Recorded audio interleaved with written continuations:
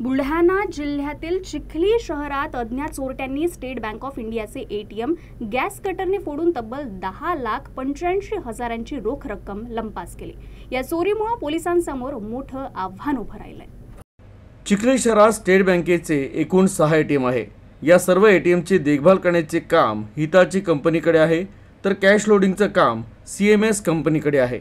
या अंतर्गत सीएमएस कंपनीचे कृष्णा सपकाळ यांनी 20 सप्टेंबरच्या दुपारी 3 वाजताच्या सुमारास राऊतवाडी येथील वाया कॉम्प्लेक्समधील एटीएममध्ये कॅश लोड केली होती।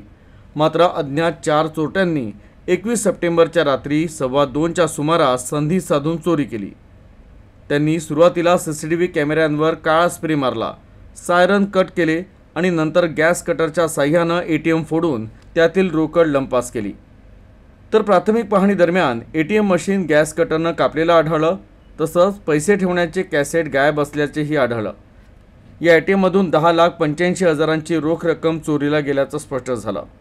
पोलिसांनी फिंगरप्रिंट एक्सपर्टसह डॉग स्क्वॉडच्या मदतीनं सुगावा मिळवण्याचा प्रयत्न सुरू केला आहे। मात्र या धाडसी चोरीमुळे खळबळ उडाली असून पोलिसांसमोर अज्ञात चोरट्यांचं मोठं आव्हान निर्माण झालंय।